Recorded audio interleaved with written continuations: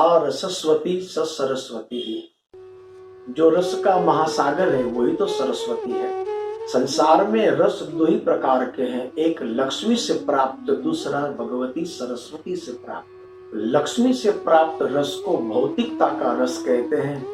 मां सरस्वती की कृपा से प्राप्त रस को भक्ति रस, सारस्वत रस कहते हैं। भौतिकता उन्हें मिलती है जो हर चीजों से भरा पड़ा है, बंगला है, गाड़ी है, नौकर चाकर, सब कुछ भरा पड़ा है, वो भौतिकता है। और भक्ति रस बिल्कुल उल्टा है, सबका त्याग कर दे। एक लंगोट मात्र पहनकर जो अरण्य में बैठ गया, कोपी नवंतम खलु भाग्यवंतम, उसी को कहते हैं सरस्वती रस। रिक्त हो जाना भी रस है। श्रीमद् भागवत में गोकर्ण महाराज जी ने कहा है, वैराग्य राग रसिको भव भक्ति निष्ठा। पकड़ने में रस है, पालेने में रस है, इनसे ज्यादा त्याग वैराग्य में सबसे ज्यादा रस है। ऐसे रस का जो आस्वादन करे और करवाए वही सारस्वत है। आज के सारस्वत के मंच पर हम जिसको निमंत्रित करते हैं वो विद्या रस, वेदांत उपनिषदों ग्रंथों का रस और हरि गुणगान का रस लेकर आ रहे हैं। भगवान सोमनाथ जी की तीर्थ भूमि से बहुत करीब रहने वाले बड़े ही मनुष्य विद्वान डॉक्टर महादेव प्रसाद जी मेहता, भगवान सोमनाथ जी के नजदीक में बहुत छोटे से गांव में से विश्व की सर्वोत्तम विद्या नगरी बनारस काशी में जाकर अपनी विद्या को संवारा है। बनारस काशी की बड़ी ही प्रसिद्ध संपूर्ण आनंद संस्कृत महाविद्यालय में आपने अभ्यास किया है और धर्मशाला का विषय लेकर आपने डॉक्टरेट पीएचडी की उपाधि प्राप्त की। और भागवत, रामायण, शिव पुराण, देवी भागवत, भगवत गीता और महाभारत जैसे ग्रंथों का कथा रसास्वादन भारत भर में आप करवाते रहते हैं। आज श्रीमद् भागवत में बहुत गहन विषय, द्वादश स्कंद में 7वां अध्याय, वेद की शाखा प्रशाखाओं का विस्तार, जो विषय ज्यादातर कथाकार छोड़ देते हैं, मगर आपने इस सारस्वत मंच में अपनाया है। ये लोक भोग्य नहीं, विद्वत भोग्य विषय है। ऐसे एक गहन किंतु गरिमावंत विषय को लेकर आ रहे हैं डॉक्टर महादेव प्रसाद जी मेहता। हम इस सारस्वती मंच पर उनका स्वागत करते हैं। नमो नमः। नमः श्री द्वारकेशाय परमानंद मूर्तये परिवार समेताय शंखोद्धार विराजिने। नमः सभाभ्यः सभापतिभ्यश्च। सारस्वत समारोहे तथा अग्नि अखाड़े महामंडलेश्वर पदम अलंकृताः गुरुचरण रक्ताः पूज्याः कनकेश्वरी मातृचरणाः रसयुक्ता कथावाचकाः संचालकाः कन्हैयालाल महाभागाः आंतर्जाले निमग्नाः नियुक्ताः श्री विजय महाभागाः एवं दर्शकाः सर्वान् नमामि प्रणमामि च। सारस्वत समारोह में तथा अग्नि अखाड़े में महामंडलेश्वर पद से नियुक्त पूज्या कनकेश्वरी माता जी के चरणों में वंदन। कन्हैयालाल जी, विजय जी आदि सभी संयोजकों को मेरा नमन। सविशेष जो आधुनिक उपकरणों के साथ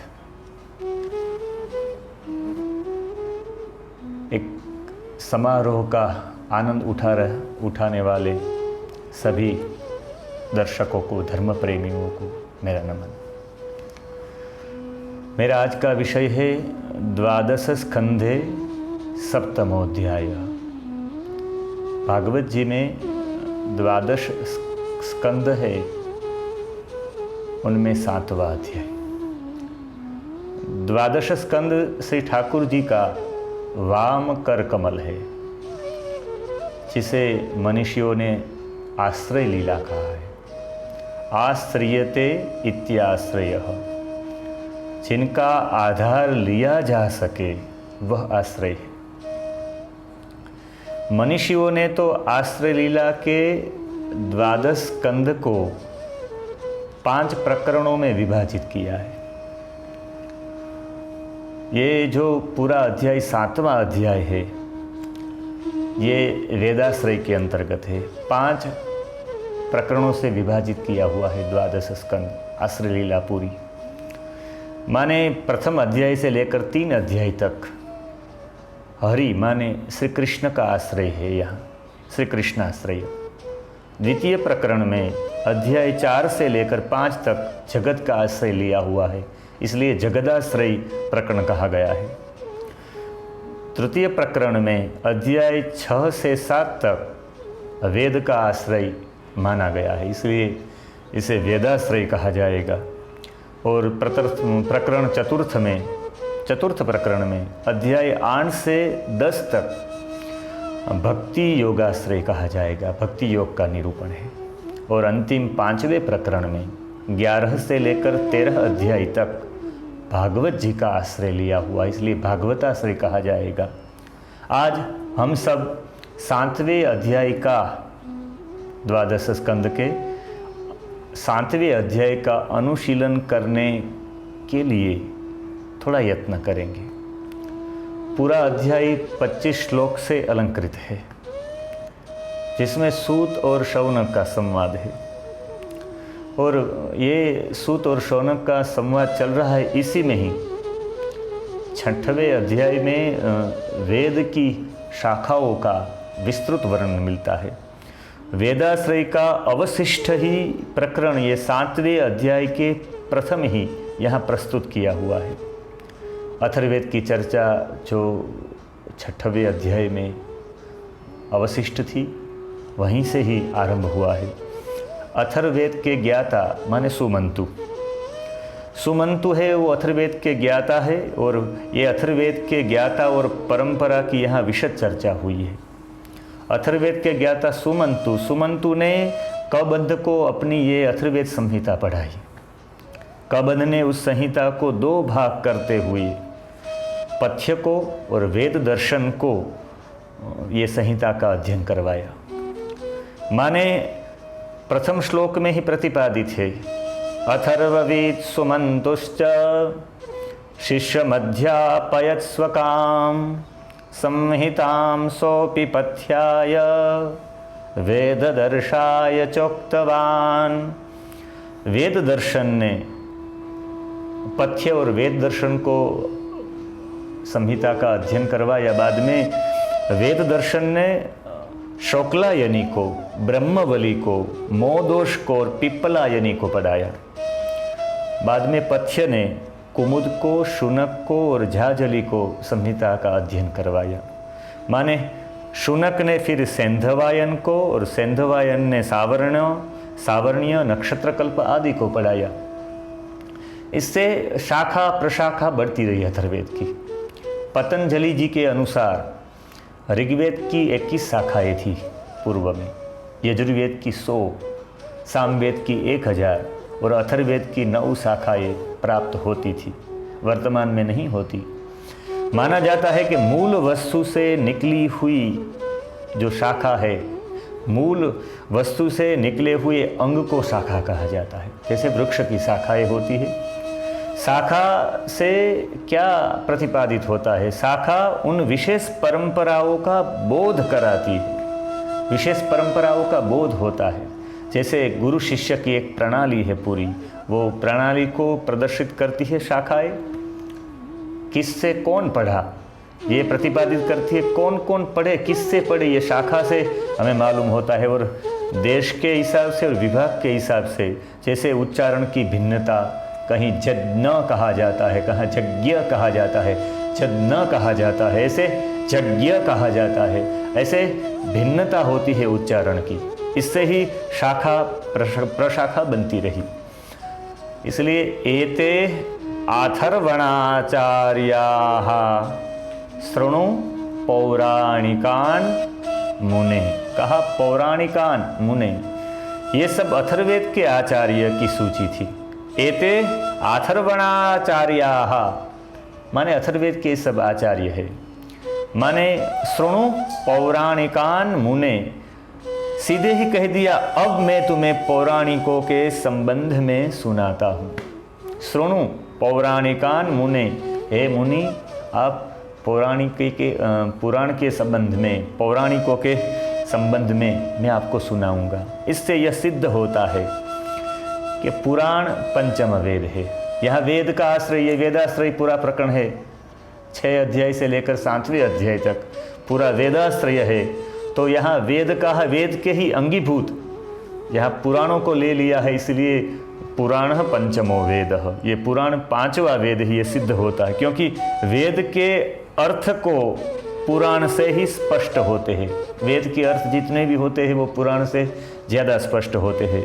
इसलिए यहाँ पुराणों के 6 आचार्यों की प्रसिद्धि है, हम सभी जानते हैं। त्रयारुणि कश्यपश्च सावर्णी रकृतव्रणः वैशाम्पायन हारितो षड्वे पौराणिका इमे। माने त्रयारुणि सावर्णी कश्यप अकृतव्रण वैशंपायन और हारी, ये 6 प्रसिद्ध पुराणाचार्य है। इससे ही हमें पुराण प्राप्त हो सका है। पुराण की प्राप्ति के लिए सबसे विभिन्न, सबसे विशिष्ट अंग माने ये 6 ऋषि है, प्रसिद्ध पुराणाचार्य है। इसी के साथ ये एक संहिता 6 प्रसिद्ध आचार्यों ने रोमहर्षण जी से, जो व्यास जी के शिष्य है, व्यास जी ने कृपा करके रोमहर्षण को ये संहिताएं पढ़ाई। बाद में रोमहर्षण से ये 6 प्रसिद्ध आचार्यों ने एक संहिता का अध्ययन किया। बाद में उग्रश्रवा कहते हैं, माने अभी कश्यपो अहम, कश्यप और मैं, सावर्णी और राम शिष्य माने अकृत व्रण। ब्रह्मांड पुराण में अकृत व्रण की एक कथा है कि वो व्याघ्र से चिल्लाकर जब भागने लगता है तब पहाड़ियों से गिर पड़ता है, लेकिन जब परशुराम जी महादेव जी को प्रसन्न करके आ रहे थे उसी समय व्याघ्र से उनका बचाव हुआ, अभयदान हुआ। और बाद में देखा गया तो पूरे शरीर पर एक भी व्रण, एक भी घाव नहीं था, इसलिए अकृत व्रण नाम दिया गया हुआ। वो परशुराम जी के शिष्य है, महाभारत में भी उल्लेख है। अकृत व्रण, कश्यप, सावर्णी और मैं माने उग्रश्रवा, हम चारों ने और अन्य रोमहर्षण जी से और 4 संहिता पढ़ी, माने 4 संहिता का अध्ययन हुआ। माने 6 संहिता अलग और बाद में 4 संहिता। इससे उग्रश्रवा 10 संहिता का अध्ययन किए हुए हैं, बाकी ने सब एक संहिता का अध्ययन किया, माने हारित ने, त्रयारुणी ने, वैशंपायन ने। लेकिन जो 4 लोग थे उग्रश्रवा के साथ, कश्यप, सावर्णी और अकृतवर्ण और ये उग्रश्रवा जी ने अन्य 4 संहिता का भी अध्ययन किया। माने 10 संहिता से पुराण 10 संहिता से युक्त है। ऐसे पुराणों के 10 संहिता की बात करते हुए सीधे ही 10 लक्षण का यहाँ प्रतिपादन हुआ है। 10 संहिता के ज्ञाता उग्रश्रवा है। ऐसे उग्रश्रवा पूरी परंपरा स्पष्ट बतला रहे हैं शौनक आदि ऋषियों को।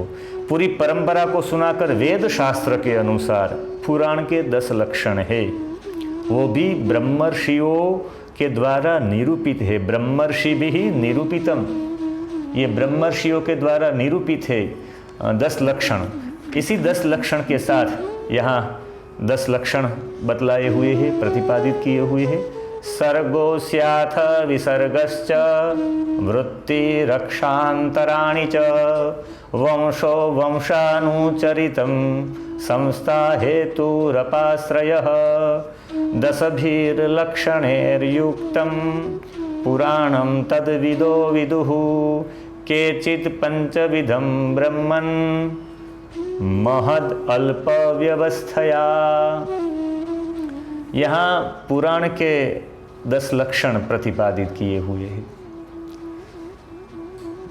सर्ग, विसर्ग, वृत्ति, रक्षा, मनवंतर, वंश, वंशानुचरितम, संस्था, हेतु और अपाश्रय है। ऐसे देखा जाए तो यहाँ पुराण के 10 लक्षण और भागवत के 10 विषय माने 10 लक्षण का क्रम। द्वितीय स्कंद में सबसे प्रथम भागवत जी के 10 लक्षण प्रतिपादित है और अंत में 12वें स्कंद में, ये 7वें अध्याय में भी 10 लक्षण पाए हुए हैं। इससे 10 लक्षण से ही पुराण बनता है। तो यहाँ भागवत जी भी महापुराण है, तो ये 10 लक्षण किंचित भिन्न है। इनका क्रम, 10 लक्षण का क्रम और नाम भिन्न होने के बाद भी अभिन्न है। यही भागवत जी की विशेषता है। मुझे लगता है शायद यही विद्यावताम भागवते परीक्षा है।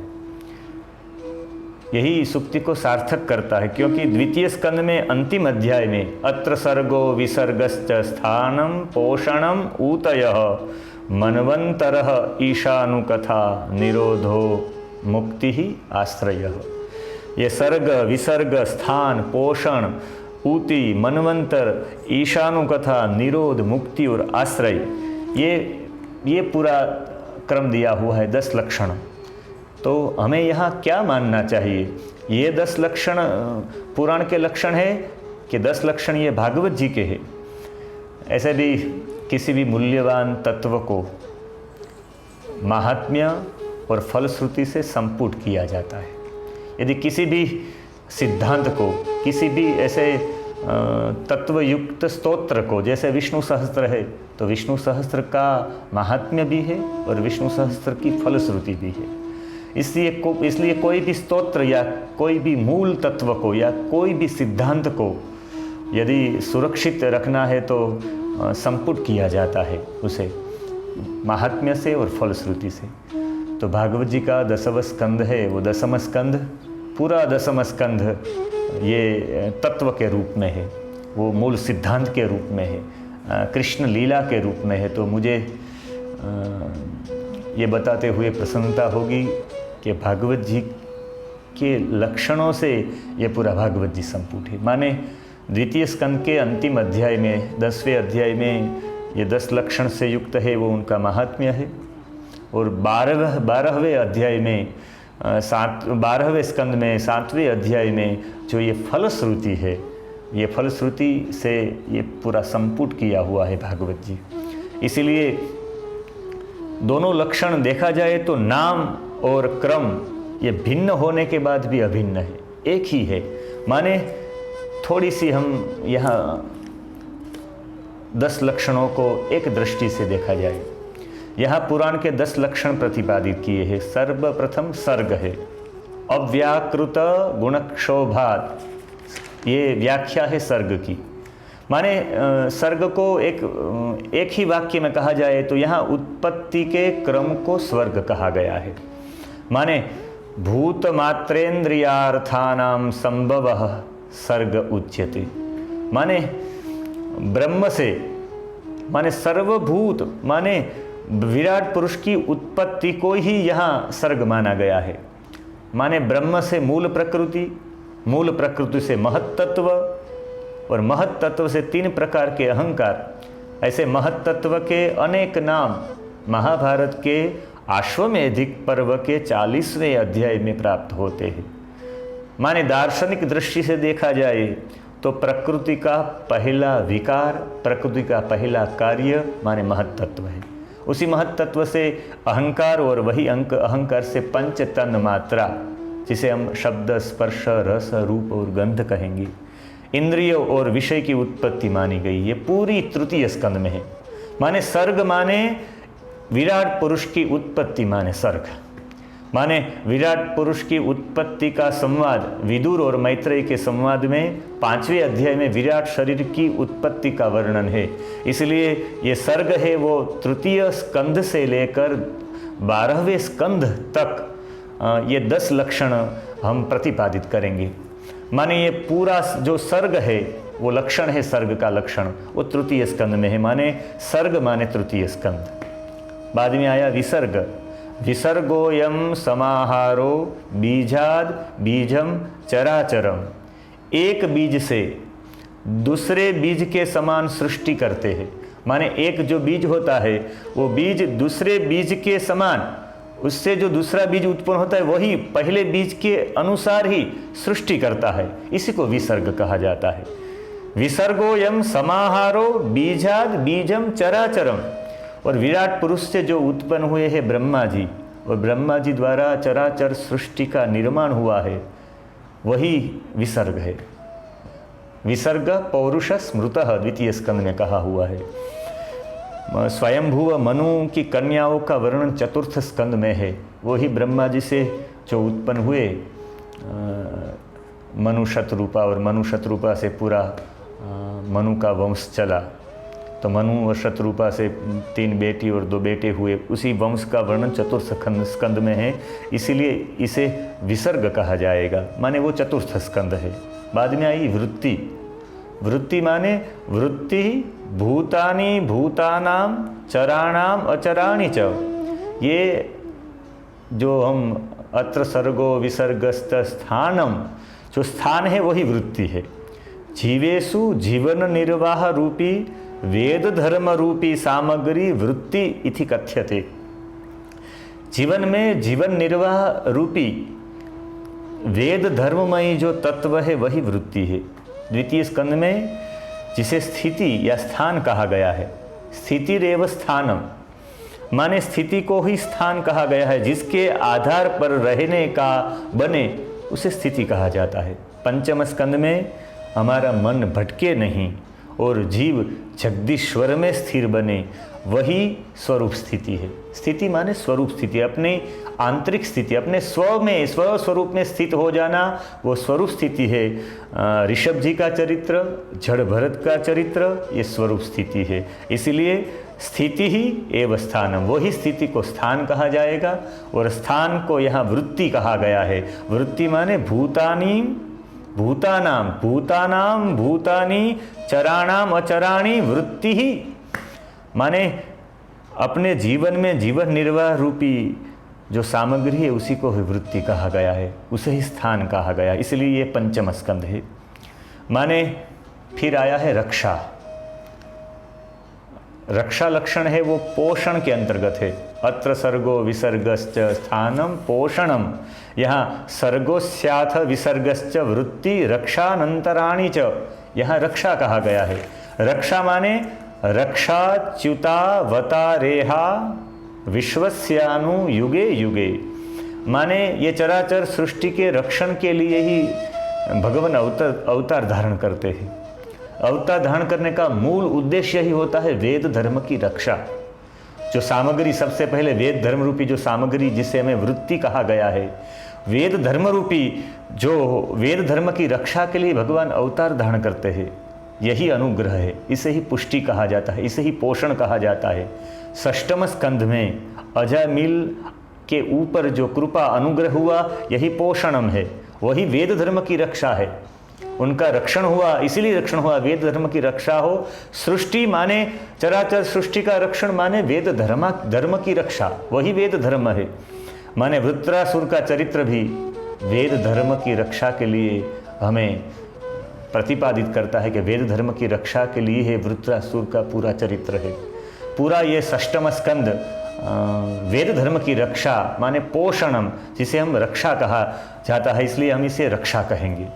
बाद में मनवंतराणि च, मनवंतरम माने मनवंतरम मनुः देवा मनुपुत्रा सुरेश्वराः ऋषयोंश अंशावताराश्च हरे षड्विध मुच्यते। यहाँ ऋषयो अंशावतारश्च, यहाँ मनवंतर में 6 लोगों की 6 विधि से मनवंतर कहा गया है। माने एक तो मनुपुत्र, मनु देवता, ऋषि, अंशावतार से विशेष इनकी कल्पना बढ़ती है। यहाँ मनवंतरम कह के ऋषि ने प्रतिपाद मनवंतराणि सद्धर्म द्वितीय स्कंद में कहा गया है कि प्राकृत वासना दूर करने के लिए सद्धर्म की आवश्यकता है। यदि प्राकृत वासना दूर करनी है तो सद्धर्म की आवश्यकता है, और ये मनवंतराणी है वही सद्धर्म है। देखा जाए तो पूरा गजेंद्र मोक्ष और बलि जी का चरित्र है वो सद्धर्म पालन रूप है। गजेंद्र ने भी सद्धर्म का पालन किया हुआ है और बलि ने भी सद्धर्म का पालन किया है, अतिथि धर्म का। आपत्ति काल में भी हरिस्मरण, ये गजेंद्र मोक्ष की कथा से बोध मिलता है। और बलि का अतिथि के प्रति भाव और आत्मनिवेदनम, ये सद्धर्म पालन रूपी दोनों चरित्र है, वो अष्टम स्कंद में है। इसलिए मनवंतराणी वो अष्टम स्कंद के अनुरूप है, इसलिए सब लक्षण, ये लक्षण अष्टम स्कंद में प्रतिपादित होता है। और वंश, वंश की व्याख्या है राज्ञाम ब्रह्म प्रसूतानाम, माने ब्रह्मा जी से जितने राजाओं की सृष्टि हुई उसे वंश कहा जाएगा। माने सब वंश की कथा, सूर्य वंश, चंद्र वंश, भृगु वंश की कथा नवम स्कंध में है, इसलिए नवम स्कंध में ये लक्षण प्रतिपादित किया जाता है। वंशानुचरितम तेषां वंशानुचरितम तेषां वृत्तम वंशधराश्च, ये उनके वंशधरों का चरित्र, माने हिरण्यकश्यप की कथा जो कश्यप के वंश में हुई, माने कश्यप की पत्नी दीति और दीति के वंश में ये हिरण्यकशिपु हुए। पूरा सप्तम स्कंद, माने सप्तम स्कंद देख ले तो हमें ये लक्षण वंशानुचरितम, ये लक्षण यहाँ सिद्ध होता है। बाद में संस्था माने नवमा लक्षण, आठवां लक्षण। और संस्था माने संस्थेति कविभिः प्रोक्ता चतुर्धास्य स्वभावतः, ये कवि भी प्रोक्ता, मनीषियों ने कहा है। संस्था किसे कहा है? चतुर्धास्य स्वभावतः, स्वभावतः चतुर्धास्य संस्था इति कवि भी प्रोक्ता। माने द्वितीय स्कंद में भी, जिसे हम निरोध कहते हैं, निरोधो अस्यानुशयनम आत्मनः सह शक्ति भी, माने संपूर्ण रोध का माने प्रपंच का निकल जाना ही निरोध है। निर्गतः रोधः, रोध इति प्रपंचः, अपने स्वभावतः संपूर्ण रोध का निकल जाना ही निरोध है। और देखा जाए तो नैमितिक, प्राकृतिक, नित्य और आत्यंतिक प्रलय स्वभाव से हो जाना, उसी को ही संस्था कहते हैं। इसलिए संस्था और निरोध लीला ये दोनों एक ही है, और वो दसव स्कंद वो पूरी निरोध लीला है, वो पूरी संस्था लक्षण यहाँ सिद्ध होता है। और अंत में हेतु, हेतु माने हेतुर जीवोस्य सर्गादेह अविद्या कर्म कारकः, अविद्या के कारण जीव ही हेतु है। हेतु माने जीव, वास्तव में सर्ग विसर्ग आदि का हेतु तो जीव ही है। इसलिए तो एकादश स्कंध में, जिसे मुक्ति लीला कहते हैं, मुक्ति का लक्षण द्वितीय स्कंद के अनुसार और 12वें स्कंद के अनुसार ये हेतु लक्षण यहाँ सिद्ध होता है। हंस गीता माया से पार होने के उपाय और योगीश्वरों का संवाद और अवधूतोपाख्यान, ये सभी जीवों के उद्धरण के लिए है, जीव की मुक्ति के लिए है। इसलिए एकादश स्कंद में हेतु और मुक्ति ये दोनों लक्षण सिद्ध होते हैं। और अंतिम लक्षण जिसके लिए कहा जाएगा आश्रय, और द्वादश स्कंद 7वें अध्याय के अनुसार उपाश्रय। मायामयेषु तद ब्रह्म जीव वृत्तिषु अपाश्रय, आसु मायादिषु वृत्तिषु साक्षी रूपेण सततम प्रतीयमानम अधिष्ठानम अपाश्रय इति कथ्यते। अपाश्रय किसे कहा जाएगा? जीव की वृत्तियों के 3 विभाग है। एक जागृत वृत्ति, एक स्वप्न वृत्ति और एक सुषुप्ति, ये जीव की वृत्तियों के विभाग है।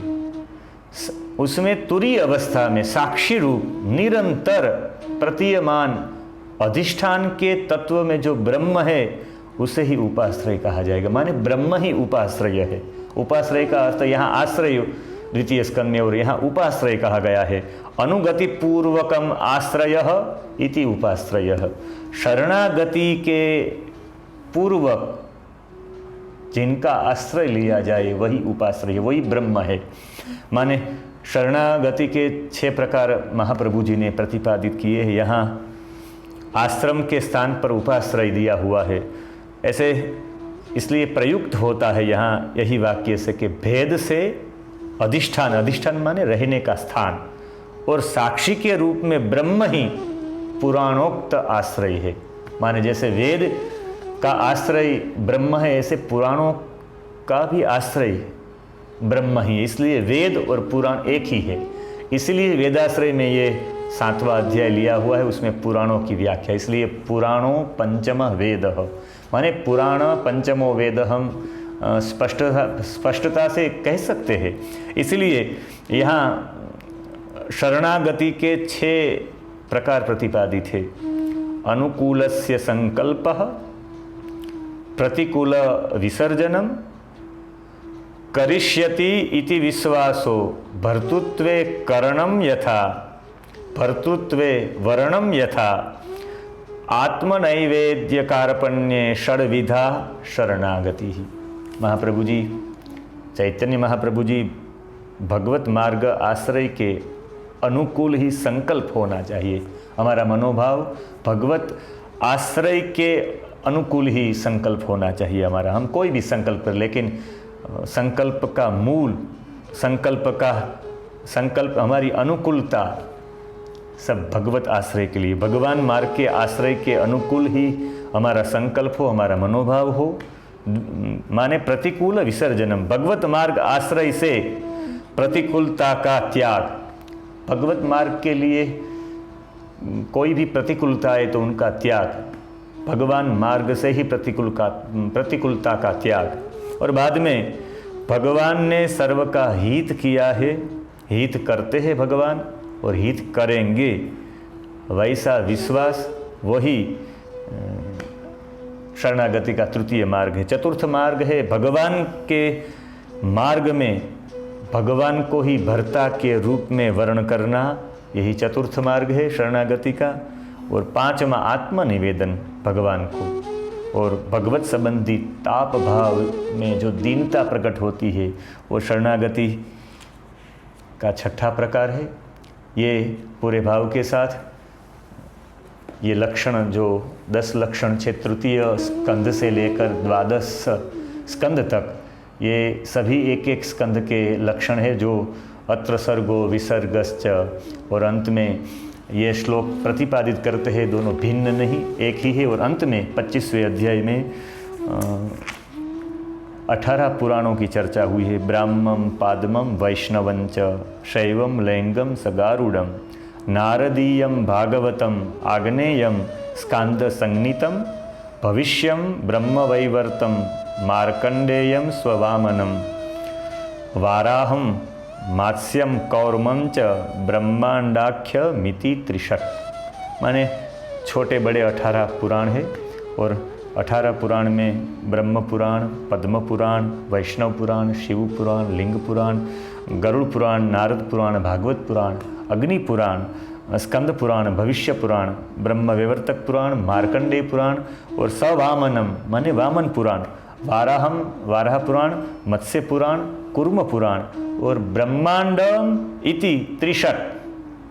माने यहाँ ब्रह्म पुराण, ब्रह्मांड पुराण और ब्रह्म विवर्तक पुराण, माने यहाँ पूरे पुराणों की संख्या, जैसे देवी भागवत में मद्वयम भद्वयम चैव बत्रयम व चतुष्टयम अनापलिंग पुष्कानि पुराणानि पृथक पृथक व पुराणानि प्रचक्षते।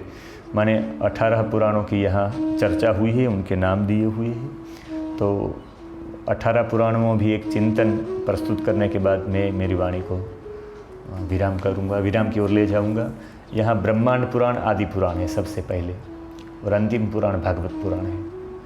तो ये ब्रह्मांड से आरंभ होकर माने पृथ्वी की उत्पत्ति, सबकी उत्पत्ति, ब्रह्मांड की उत्पत्ति ईश्वर से होती है, और अंतिम में भागवत भी भगवान की ओर ले जाता है। जहाँ से हम आए हुए हैं वहीं जाना है, इसलिए ब्रह्मांड से लेकर भागवत जी तक का ये पुराणों की पूरी यात्रा है। और अंतिम में शिष्य प्रशिष्याणाम ब्रह्म तेजो विवर्धनम, ये मैंने तुम्हें जो सुनाया, पुराण और वेदों का विभाजन और उनका अध्यापन, उनका अध्ययन, ये प्रसंग सुनने और पढ़ाने वालों को ब्रह्मतेज की प्राप्ति होती है, अभिवृद्धि होती है। तो हम सभी में ब्रह्मतेज की वृद्धि हो। तेजस्विनावधीतमस्तु, ये भाव के साथ आप सभी को प्रणाम। पुनः जय गिरनारी। ये सारस्वती भूमि, ये संत भूमि, ये साधना भूमि श्री खोखरा हनुमान जी धाम के अंतर्गत सदगुरु सारस्वत समारोह 2020 में भिन्न भिन्न प्रांत से, भिन्न भिन्न देश प्रदेश से, भिन्न भिन्न ग्रंथों के मनीषी विद्वान अपने अध्ययन का प्रसाद हमें बांट रहे हैं। इस परंपरा में अभी जिनको निमंत्रित करने जा रहा हूँ वो है आचार्य श्री धनंजय भाई शास्त्री जी, मुंबई से। बड़ी सिद्ध प्रसिद्ध बात है कि भगवत गीता के अंतर्गत अर्जुन ने भगवान को 36 उपमा दी गई है, जिसमें सबसे प्रथम उपमा थी वाष्णेर्य, जिस सबसे अंत में 36वीं उपमा थी अच्युतः नष्टो मोह स्मृतिर्लब्ध्वा त्वत्प्रसादान् मया हे अच्युतः। तो अर्जुन ने भगवान को 36 उपमा दी है। तो सामने भगवान द्वारिकेश कृष्ण ने अर्जुन को 24 उपमा देकर पुकारा है, मगर सबसे ज्यादा जिस उपमा से पुकारा है तो उसका नाम है धनंजय अर्जुन। पार्थ अर्जुन, कौंतई अर्जुन, सव्यसाची अर्जुन, वो शब्द तो है ही है, मगर धनंजय भगवान कृष्ण को बड़ा प्यारा शब्द लगा है। तो भगवान कृष्ण ने बड़े प्यार से जिनको कई बार धनंजय कहकर बुलाया है, ऐसे नामधारी हमारे युवा शास्त्री श्री धनंजय भाई शास्त्री जी सभी शास्त्रों के बड़े मर्मज्ञ प्रवक्ता हैं। भागवत विद्यापीठ 16 में रहकर गुरु सेवा से, गुरु कृपा से आपने विद्या अर्जन की है। आपके सदगुरुदेव ब्रह्मलीन पूज्य कृष्ण शंकर शास्त्री दादाजी, जिनका शिष्य होना ही अपने आप में बहुत बड़ा सौभाग्य है, तो ऐसे दादाजी के आप प्रिय शिष्य रहे। वैष्णवी परंपरा के वक्ताओं में सिरमौर वक्ता है आप। बम्बई में हर साल आप एक वैष्णव विद्वत परिषद का निर्माण करते हैं, जिसमें भारत के सभी दिग्गज विद्वानों और वल्लभीय वैष्णवों को निमंत्रित किया जाता है। ये लॉकडाउन के समय में भी आप सदैव प्रवृत्त रहे हैं। सोशल मीडिया के हर पल्लों, फेसबुक, व्हाट्सएप, जूम ऐप पर आप सदैव लाइव रहे हैं। पूज्य माँ के बड़े कृपा पात्र और निकटतम सारस्वत हैं। आज के सारस्वत में बड़ा ही प्यारा अनूठा विषय लेकर अपनी गुरु कृपा से प्राप्त हुई ज्ञान साधना का प्रसाद बांटने के लिए आप पधारे हैं। मैं बड़ी वैष्णवी विनम्रता के साथ निमंत्रित करता हूँ मुंबई से पधारे हमारे युवा सारस्वत श्री धनंजय भाई शास्त्री जी। चिंता संतान हंतारो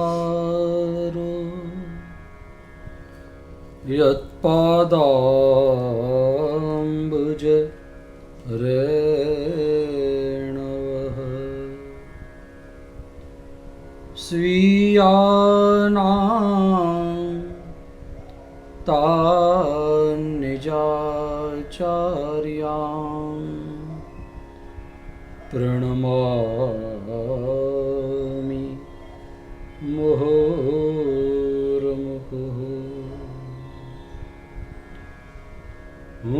हरिनो हरि छे मम रक्षक, एह भरोसो जाय नहीं। जे हरि करशे ए मम हितनु,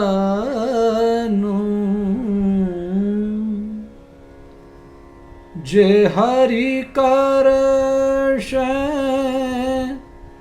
ए मम हितनु, ए निश्चय बदलाय नहीं। यह भरोसो जाय नहीं।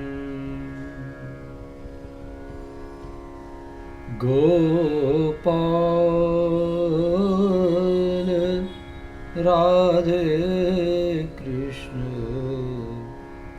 गोविंद गोविंद। गोपाल राधे कृष्ण गोविंद गोविंद।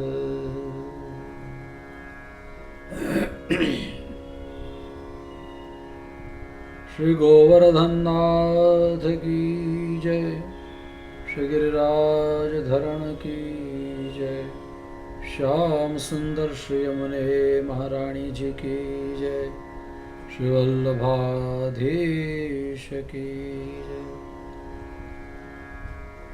गोसाई जी परम दयाल की जय, अपने अपने गुरुदेव की जय, अपने अपने मात पिता की जय, अपने अपने इष्ट देव की जय, समस्त वल्लभ कुल परिवार की जय।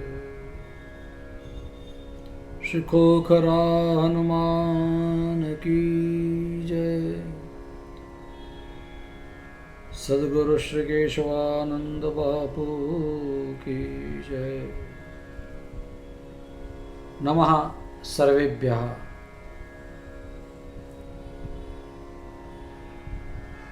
परब्रह्मणः परमात्मनः नन्दनन्दनस्य यशोदत्सङ्गलालितस्य समस्त ब्रह्मांड नायकस्य निकुंज नायकस्य कृष्णस्य परमात्मनः कृपया एव ईदृशाः सत्संगावसराः लभ्यन्ते। परमात्मा की कृपा से ही ऐसे दिव्य सत्संग के अवसर हमें मिलते हैं। ये तो प्रभु की अहेतुकी कृपा है कि आज ऐसे अति दुखद वैसे कोरोना काल में भी हमारे परम पूज्य 1008 महामंडलेश्वर पूज्य माँ आपने ऐसे अद्वितीय श्री सद्गुरु सारस्वत समारोह का आयोजन किया है। ये आपकी निष्ठा को परिचायित करता है, आपकी निष्ठा का परिचय देता है कि आपकी इन सारस्वतों के लिए कैसी निष्ठा है। और वैसे ही हमारे सारस्वत भी खोखरा धाम के लिए सन्निष्ठ है। प्रियजनों, समय बहुत कम और उसमें एक वक्तव्य विषय को बोलना हो तो हम क्या बोले, यही सबसे बड़ी दुविधा हो जाती है। हमें बताया 20-25 मिनट में आप कुछ बताइए। बहुत अच्छी बात है कि ऐसे सन्निष्ठ प्रयत्न हमारे समादरणीय पूज्य श्री कन्हैया भाई, पूज्य श्री विजय भाई वगैरह कर रहे हैं और इस विज्ञान के माध्यम से हर एक भक्तिमान व्यक्ति तक पहुंचाया जा रहा है। इससे बढ़कर और क्या होता है? इससे बढ़कर और हो भी क्या सकता है? मुझे ध्यान में 1-2 बातें ऐसी आई कि व्यक्ति पाप अगर करता है तो उस पाप के कारण 2 हैं। एक है अहंता और दूसरा है ममता। अहंता के कारण व्यक्ति अपने इस जन्म को तो बिगाड़ता ही है, आने वाले अन्य जन्मों को भी बिगाड़ता है। इसी अहंता का षष्ठी स्वरूप यानी संबंध में इसको छठी विभक्ति कही है। अहंकार की, अहम की ही मम ऐसी छठी विभक्ति होती है। तो अहंता से ही ममता बनती है। बच्चा पैदा हुआ तब उसे मालूम नहीं था कि मैं कौन हूं और मेरा कौन है, लेकिन ऐसी ऐसी बातें उसके दिमाग में डाल दी। अब उससे ऐसे ही लगने लगा कि मैं ही हूं और ये सब मेरा ही है। यहां तक कि उसे पाने के लिए व्यक्ति कई प्रकार के पाप करता है, और किन किन प्रकार के पाप करता है इनको समझने में आजकल के जो हमारे मुंबई में सब ऐसी घटनाएं घटती हैं कि लोग भी सोचते रहते हैं कि एक पाप को ढकने के लिए और दूसरा पाप, दूसरे से तीसरा, इन सब का मूल है वह ममता है। इन सब का मूल है अहंता है, और इसका निराकरण कम से कम मरने से पहले तो हो ही जाना चाहिए। और इसलिए शुकदेव जी ने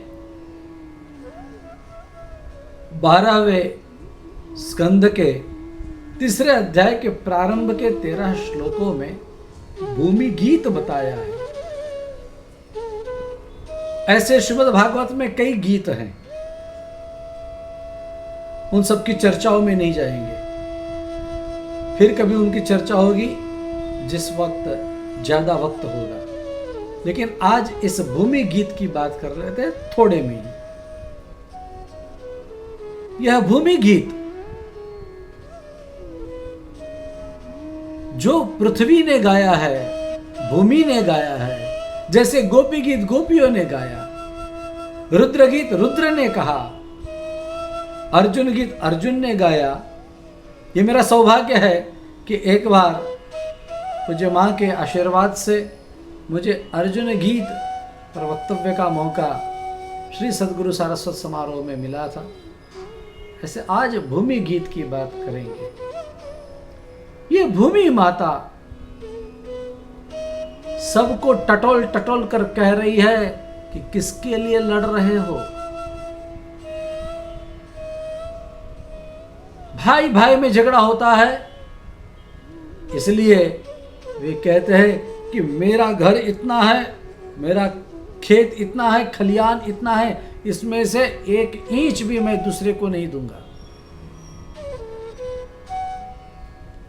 कितने बड़े बड़े झगड़े हो जाते हैं।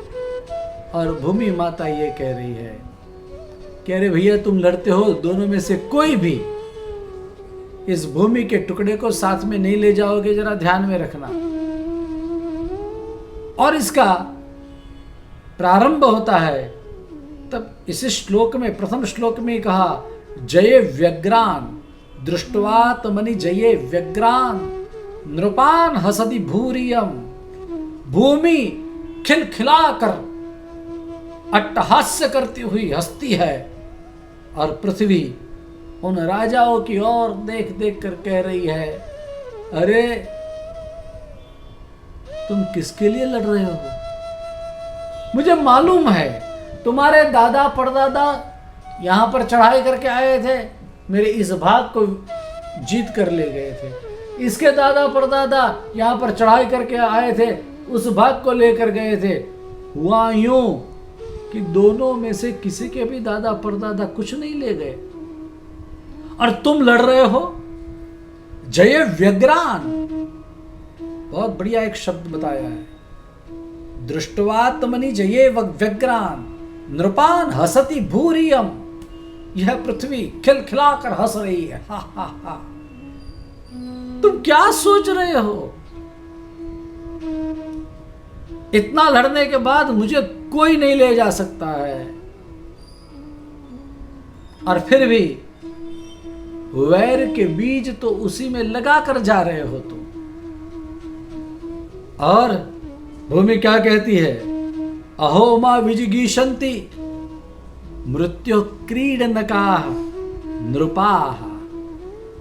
अरे राजा, तुम लोग मुझे जीतने के लिए इतने व्यग्र हो रहे हो, इतने तड़प रहे हो।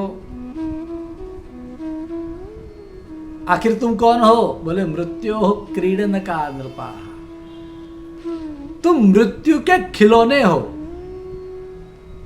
तुम लड़ोगे, तुम मरोगे, इस भूमि के एक टुकड़े को नहीं साथ ले जाओगे। एक रति मात्र भी, एक तिनके के बराबर, सुई के नोक के बराबर।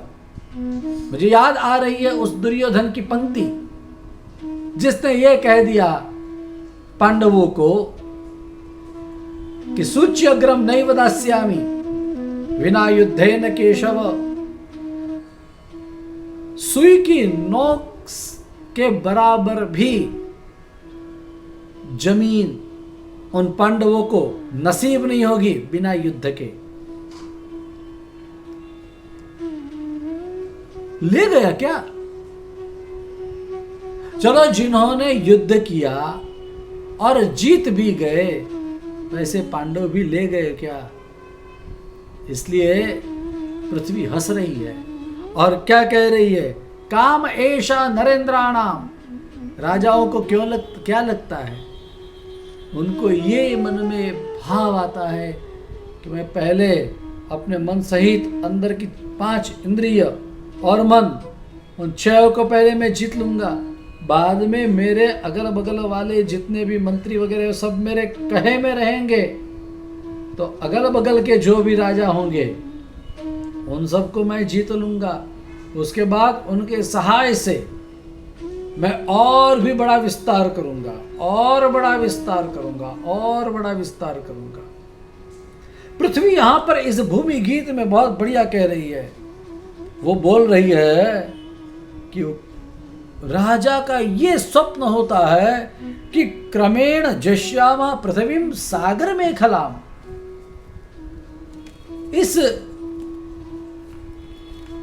जिस पृथ्वी की मेखला सागर बना हुआ है, ऐसे पूरे पृथ्वी पर मेरा ही राज्य होगा।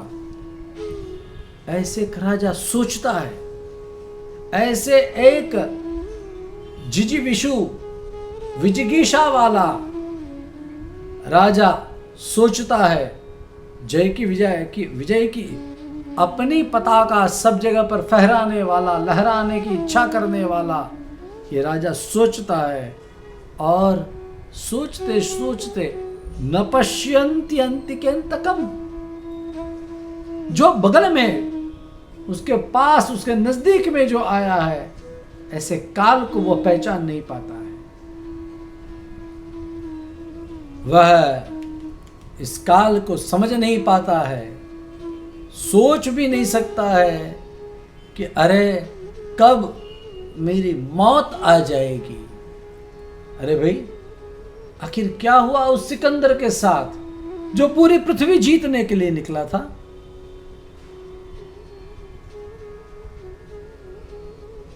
जो खुद आधी दुनिया का बादशाह बनकर बैठा था, वह जब गया तो उसके हाथ भी खाली थे।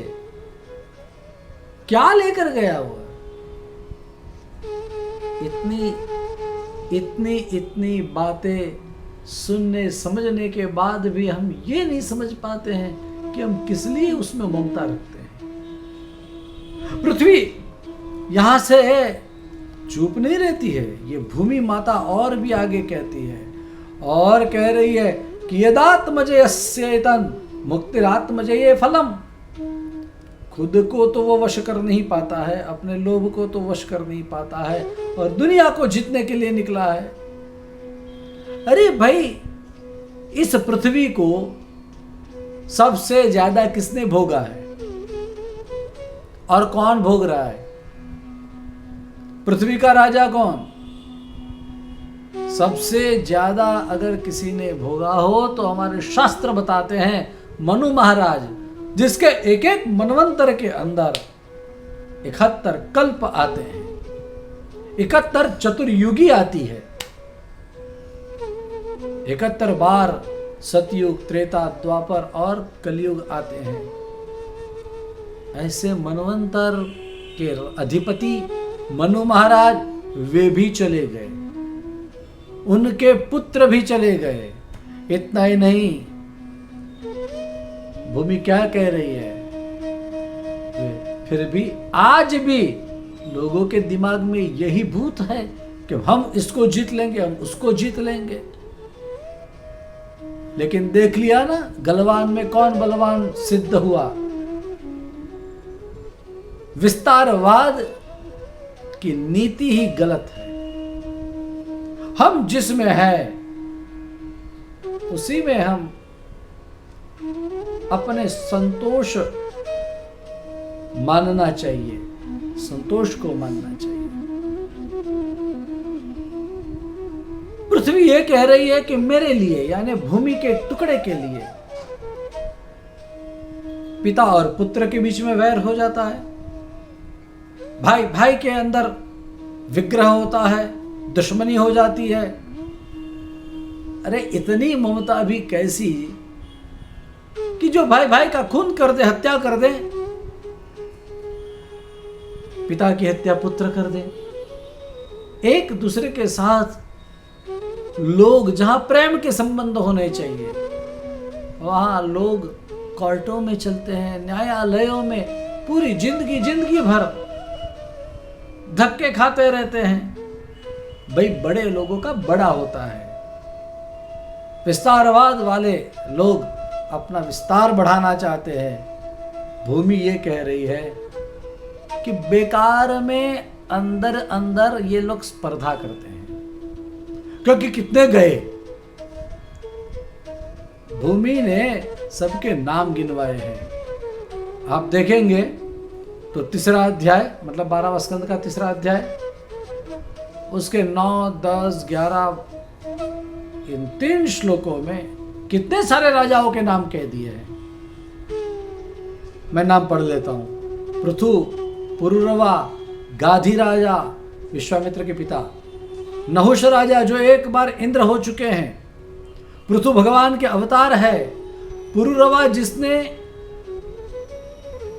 अप्सरा के साथ अपना ब्याह रचाया है, भरत जिसके नाम से पूरे देश का नाम भारत पड़ा, कहां है वो? अर्जुन जिसके गांडीव के टंकार से पूरा विश्व कांपता था, ना अभी अर्जुन भी खड़ा है यहां।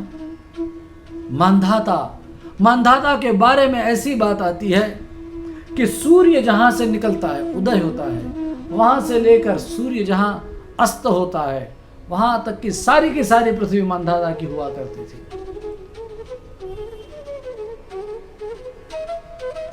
ये मांधाता कहां गए? सगर जिसने सागर, उनके पुत्र ने सागर बनाया। सगर, अरे जिसने सागर के ऊपर सेतुबंध बांधा, ऐसे भगवान राम। खटवांग जो देवताओं की मदद के लिए दौड़े जाते थे, देवताएं उनसे हेल्प की, मदद की आशा रखते थे, वैसे खटवांग धुंधुमार नाम के राजा हो गए। 9वें स्कंद में उनकी कथा है। और रघु राजा जो सूर्य वंश, उसका नाम बदल दिया, उसी वंश का नाम रघुवंश हो गया। ऐसे रघु राजा। तृणबिंदु 9वें स्कंद के दूसरे अध्याय में तृणबिंदु की बात सुनेंगे तो आपको मालूम होगा कि कितने वे यशवान थे। ये तृणबिंदु चले गए, ययाति चले गए, शरियाती, सबकी मैं कितनों की बात बताऊंगा। शरियाती गए, शंतनु गए, गए राजा गए, जो भगवान के परम भक्त थे। गए राजा की कथा 5वें स्कंद के 15वें अध्याय में आई है। ये गए राजा गए। भगीरथ जो गंगा जी को लेकर आए, उनका नाम है, लेकिन उनके नाम से कोई प्लॉट भी है किसी सोसाइटी में या कहीं खेत खलियान कुछ है? भक्ति के कारण उनका नाम है। वे राजा थे इसलिए उनका नाम नहीं है, याद रखें। और कुवलयाश्व, ककुस्थ, नल राजा, मृग राजा, हिरण्यकशिपु, देवता आकर उनके पास कांपते थे, थर थर थर थर कांपते थे। तीनों लोक के वह स्वामी थे, लेकिन हिरण्यकशिपु तो नहीं बचा, न कुछ लेकर गया। वृत्रासुर, रावण, नमुची, शंबर, भीम, भौमासुर, हिरण्याक्ष, तारकासुर, ऐसे कई हैं, कितनों के नाम गिनवाएं। और मुख्य बात तो यह है कि सब लोग सर्वविदा, सब कुछ जानने वाले थे, हमारे जैसे अबुध नहीं थे, और फिर भी सर्वजिता, वो सबको हराने वाले थे और स्वयं अजित थे। ऐसे ये सब राजा, इनके अतिरिक्त कई और भी दैत्य हैं। ममता मय्य अवर्तन्त, अंतिम 13वें श्लोक में बताई बात। ममता मय्य अवर्तन्त कृत्वोच्चैर मर्त्य धर्मिणः कथावशेषा कालेन यकृतार्था कृता विभो। ये सारे के सारे लोग सिर्फ और सिर्फ अब कथावशेष रह गए। कथावशेष का अर्थ होता है सिर्फ उनके नाम रह गए, उनकी बातें रह गई, अब वे नहीं रहे। क्यों भाई? नाम अगर रहा है तो वह उनकी भक्ति के कारण नाम रहा है, ममता के कारण नहीं। उनके साथ कोई भी भूमि का टुकड़ा भी गया, पृथ्वी यहां पर यह कहना चाहती है, पृथ्वी ये कह रही है कि कुछ साथ में नहीं आता है, इसलिए ऐसी ममता बेकार की है। ये देखिए, ये भूमि गीत 12वें स्कंध में अंत में आया है, जबकि परीक्षित का मोक्ष होने वाला है। परीक्षित ने यहां पूछा भी, फिर क्या किया जाए? तब सुखदेव जी ने कहा कि भगवान नाम स्मरण, कथा श्रवण करनी चाहिए। यह हमारा सौभाग्य है कि श्री सद्गुरु सारस्वत समारोह के माध्यम से, पूज्य मां के आशीर्वाद से हम यहाँ पर मिलकर ऐसे ऐसे अद्भुत सत्संग कर रहे हैं। क्या बात बताया आपको? हमारे गुजराती में भी कई भजन हैं और हिंदी में भी इससे संबंधित कई भजन हैं कि व्यक्ति को ऐसी आसक्ति छोड़कर भगवान का भजन करना चाहिए। एक गुजराती की पंक्ति गा लेते हैं। राजा गोपीचंद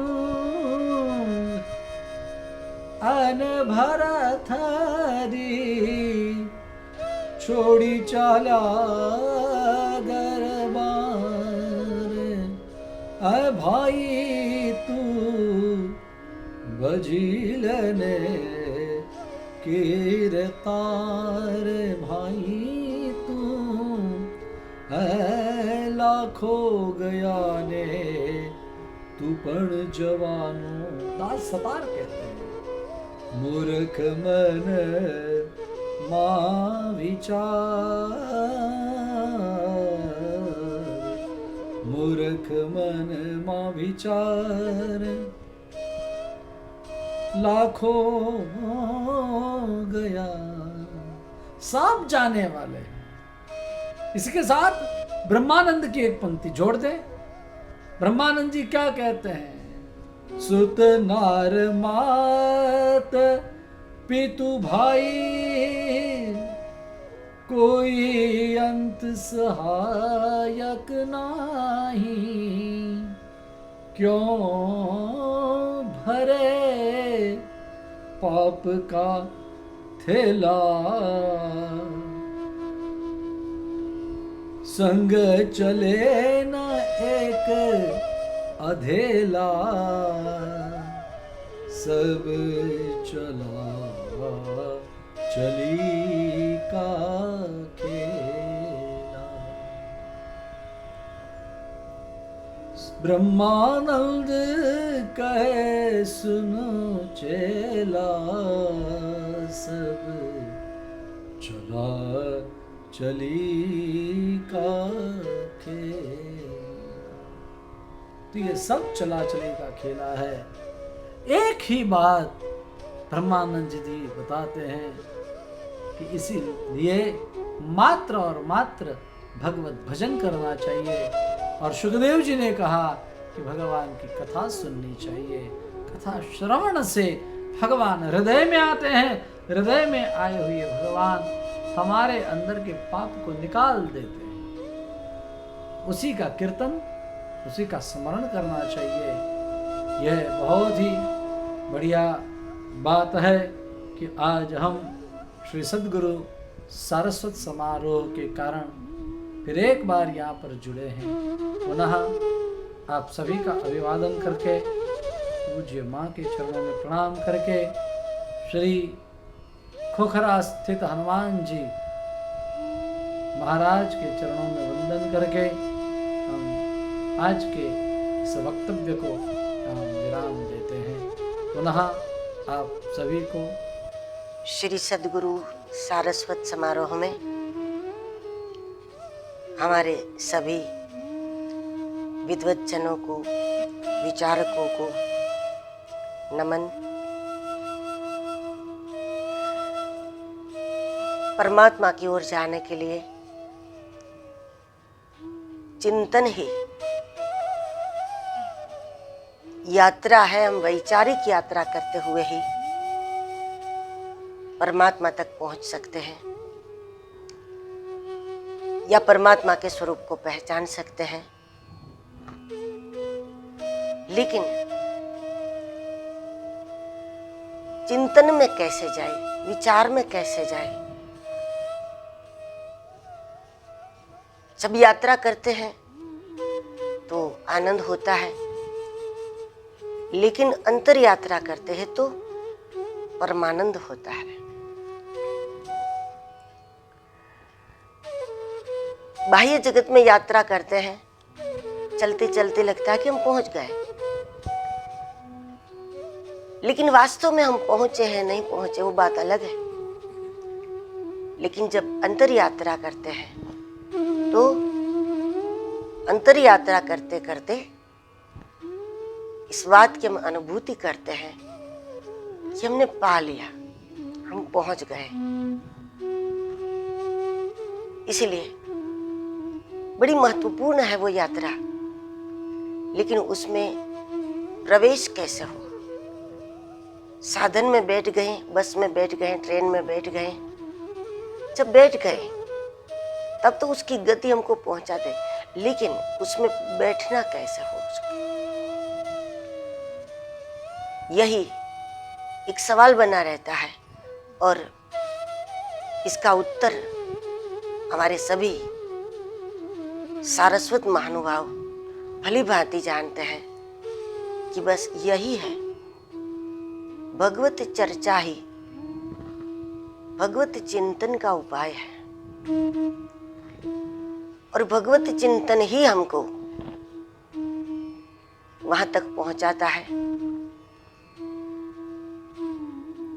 और हम पहुंच गए इस बात की अनुभूति कराता है। और इसलिए आज के हमारे दोनों ही प्रवक्ता बड़े ही अद्भुत विचारक हैं, दार्शनिक हैं। आज के सत्र में पहले मुंबई से पूज्यपाद श्री धनंजय भाई प्रत्येक सारस्वत में आपकी सभी सारस्वतों को, सभी जिज्ञासुओं को प्रतीक्षा रहती है। और इस कोरोना काल को आपने तो बिल्कुल सत्संग काल बनाया है। और निष्ठा यही है कि जिसकी जिसमें निष्ठा होती है, अनुकूलता में उस दिशा में वो गति करते हैं, लेकिन प्रतिकूलता में दुगनी गति करते हैं। यही तो निष्ठा है।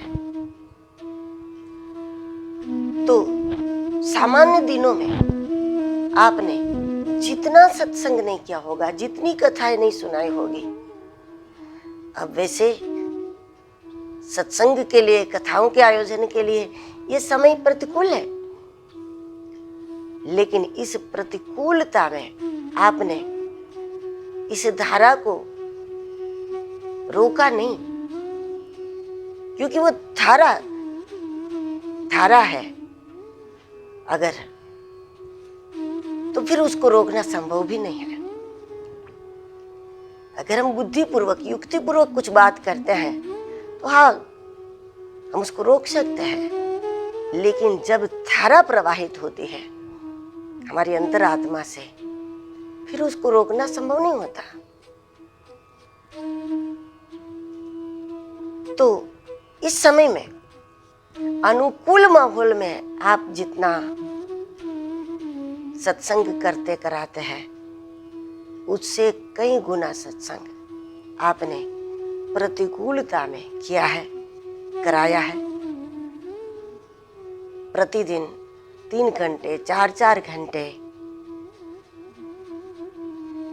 और उपनिषदों पर आपका व्याख्यान चल रहा है, भगवत गीता पर, राधा पर, अष्टाध्यायी रुद्री पर, अलग अलग तरीके से, लेकिन दिन भर में कम से कम 3-3, 4-4, 5-5 घंटे आप निजानंद की मस्ती में सत्संग कर रहे हैं। यही प्रमाण है कि आप कितनी निष्ठा रखते हैं इससे। और तभी जब इतना दर्शन होता है, उसके बाद ही इस प्रकार की वैराग्य वाणी एक विद्वान के भीतर से प्रकट होती है। इस बार आपने भूमि गीत पर अपने विचार रखे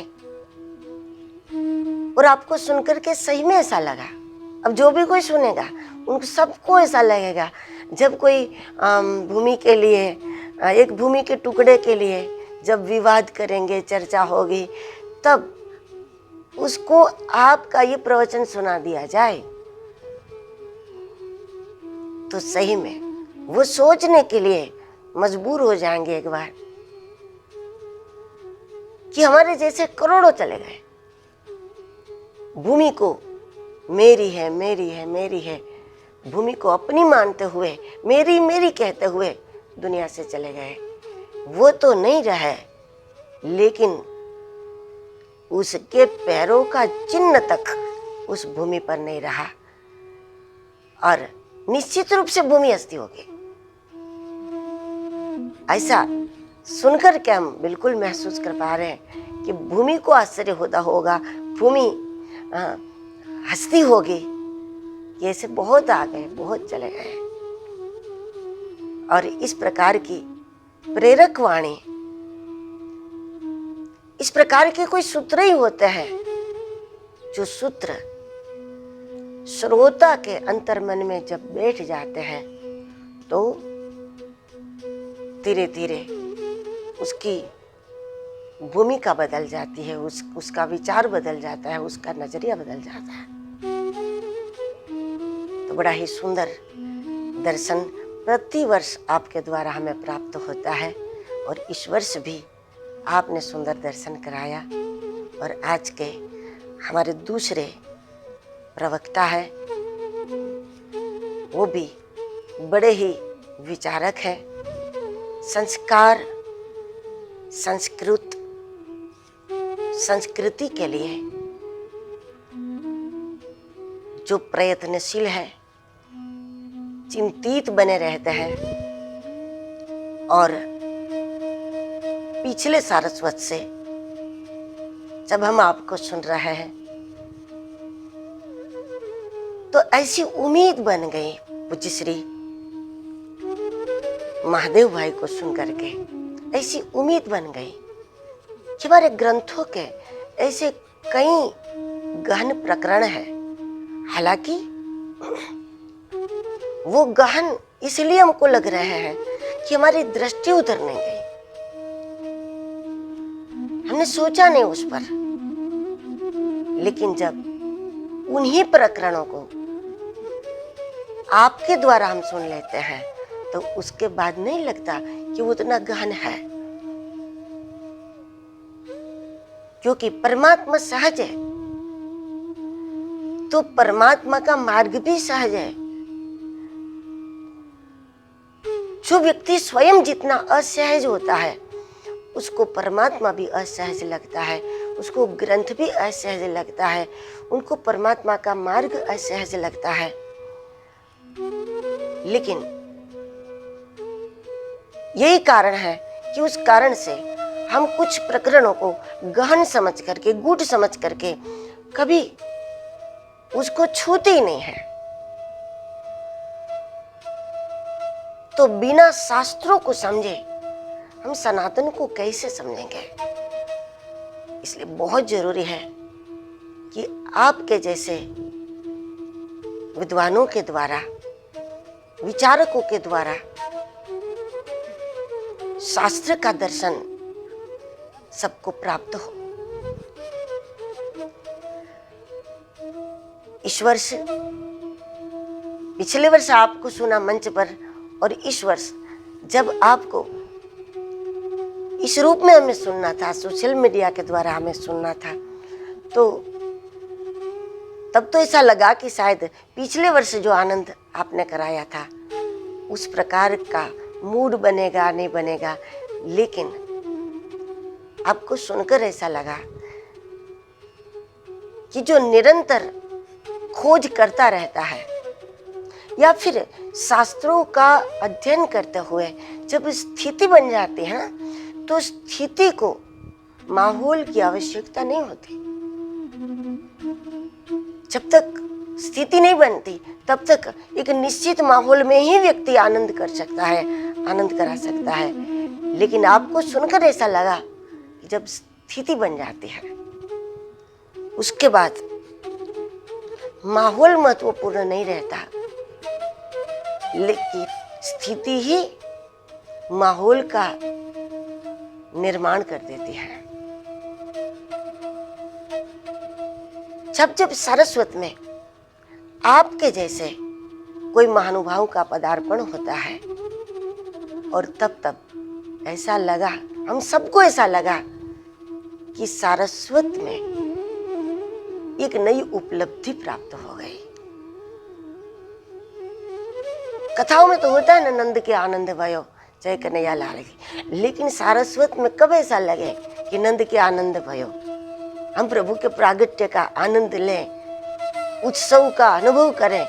वो तब होता है कि जब कोई ऐसे दार्शनिक आकर के, कोई ऐसी दृष्टि संपन्न कोई आकर के कथा के प्रकरणों का जब ऐसा सटीक दर्शन कराता है।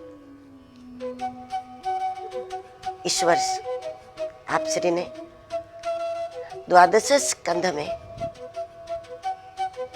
श्रीमद् भागवत के लक्षणों पर जो प्रकाश डाला कि दोनों स्थान में 2 बार भागवत के पुराणों के जो लक्षण बताए हैं, शब्द अलग होते हुए भी, शब्द भिन्न होते हुए भी किस तरह ये अभिन्न है। शरणागति पर भी आपने बहुत सुंदर चर्चा की।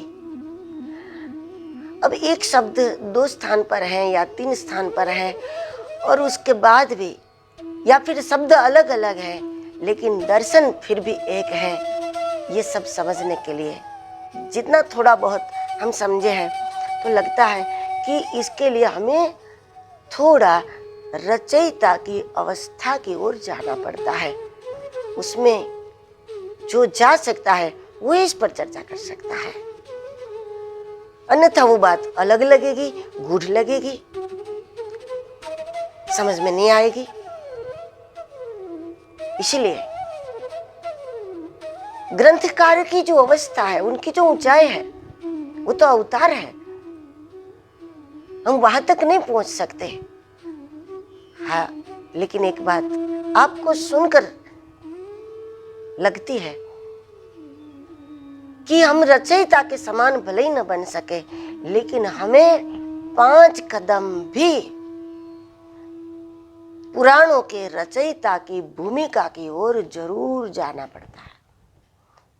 जब हम 5 कदम भी उनकी भूमिका की ओर गति करते हैं, तभी इस प्रकार की बातों को, इस प्रकार के प्रसंगों को हम समझ सकते हैं और उसका आनंद ले सकते हैं। तो बड़ी सटीक चर्चा आपके द्वारा हुई और आपके प्रेरक प्रवचन के द्वारा, आपकी प्रेरक वाणी के द्वारा हमको पुराणों के, उपनिषदों के विविध जो प्रसंग है उसको इसी प्रकार समझने की जिज्ञासा बढ़ती है। तो जिज्ञासा बढ़ाने वाली आपकी ये वाणी है, ग्रंथ के अध्ययन की भूख बढ़ाने वाली आपकी वाणी हमको पिछले 2 वर्ष से प्राप्त हो रही है। हमारे आज के दोनों ही प्रवक्ताओं को, दोनों ही विद्वानों को, दोनों ही महानुभावों को नमन। जय नारायण।